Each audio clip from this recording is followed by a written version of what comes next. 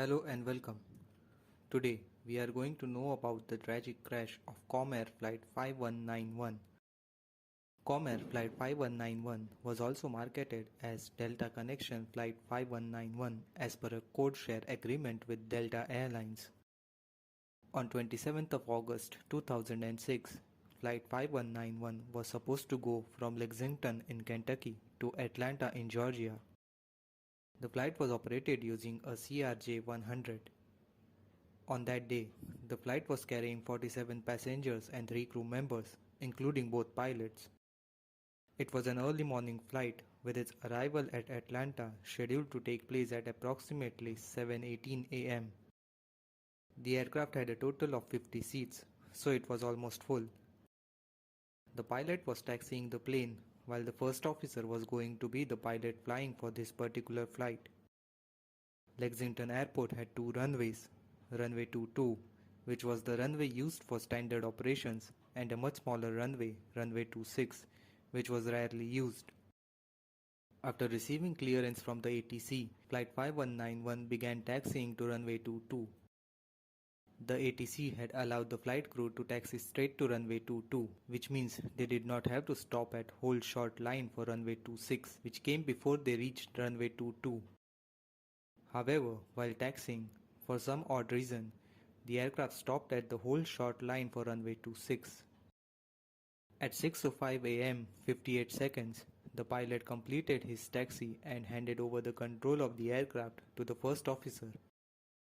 As the ATC had cleared the flight for takeoff, the first officer increased the power to both his engines.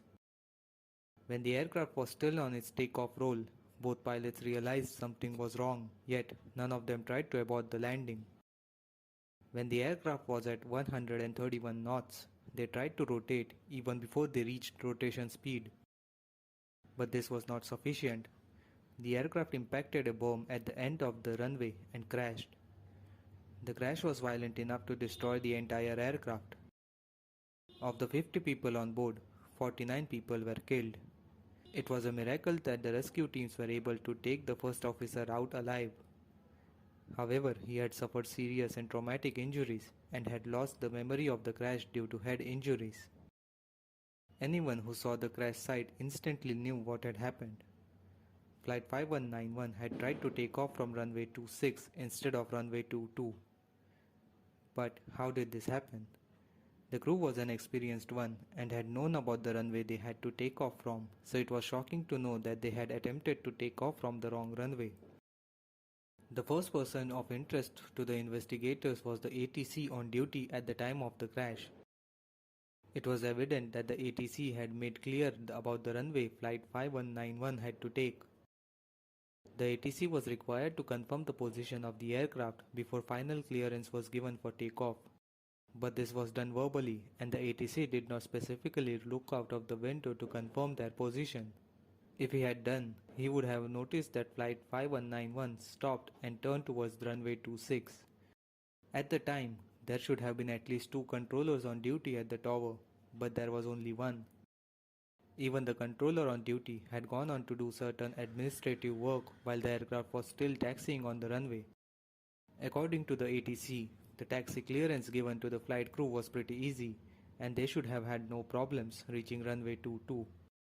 2 other flights before Flight 5191 had taxied to runway 22 safely using the same instructions. So something really wrong happened with Flight 5191.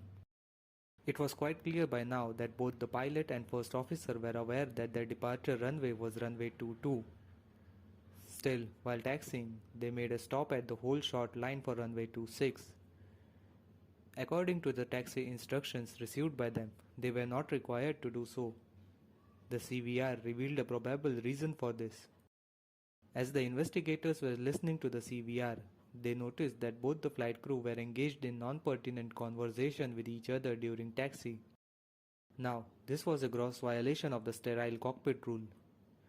For those of you who don't know what this rule is, the flight crew is not supposed to be engaged in any activities or conversation which is not required to be done for flight operations. Their focus should only be on the task at hand, in this case, taxiing to runway 22. This was also highly uncharacteristic of the flight crew. Both the pilots had really good records up until Flight 5191, and it was shocking to see them violating such a basic rule. This non-pertinent conversation might have taken their attention away from the taxi phase of the flight, which led them to losing track of their position on the apron. But, analyzing the time and the place at which they had stopped at the whole short line for runway 26, the investigators were baffled to know that just one simple glance out of the cockpit window would be enough for the flight crew to know that they were at the wrong place. The whole short line for runway 26 was clearly visible, and the whole short line for runway 22 was also visible at a distance. But this did not happen. Another cue that they could have got was that the usable runway width of runway 26 was much less than that of runway 22. Also, runway 26 was not lit with runway lights, which runway 22 was. But the flight crew did not catch up with any of this. Still, one final safety system remained which would have avoided this tragic crash from happening. There is an instrument in the cockpit known as the multifunction display. This contained a magnetic display which had the heading the plane was going to. When the aircraft began its taxi, their heading was 227 degrees, which was properly aligned with runway 22. But when they turned to runway 26, their final heading was 266 degrees, which clearly indicated they were at the wrong runway. Had they just glanced at this instrument, they would have known that something was wrong, but they even missed this. This flight crew might take the cake for the most red flags ever missed. Once they reached their V1 speed, they were all but doomed as they could neither stop nor take off given the short length of the runway. In the final report, the investigation cited pilot error as the main cause of this accident, specifically mentioning the non-pertinent conversation they had just prior to lining up with the wrong runway. They were also critical of only one controller working on the tower during the night shift. The thing is, so many factors went wrong with this flight. Had any one of the cues that were visible had been caught on by any one of the flight crew or the ATC, this accident could have been averted. Following this crash, it was recommended to all flight crews to positively confirm their position before crossing the whole short line for takeoff. Another important recommendation was to the FAA to prohibit issuance of takeoff clearance during an aircraft's taxi to its departure runway before the plane had crossed all the intersecting runways. Also, the FAA was recommended to revise the order issued to the air traffic controllers to indicate that they should refrain from being engaged in any kind of administrative work while an aircraft is moving in the controller's area. My thoughts and prayers are with the deceased and their loved ones. Thank you for watching till the end. Do let me know if you want any other incidents you would like to be covered. Thank you once again. See you in the next video.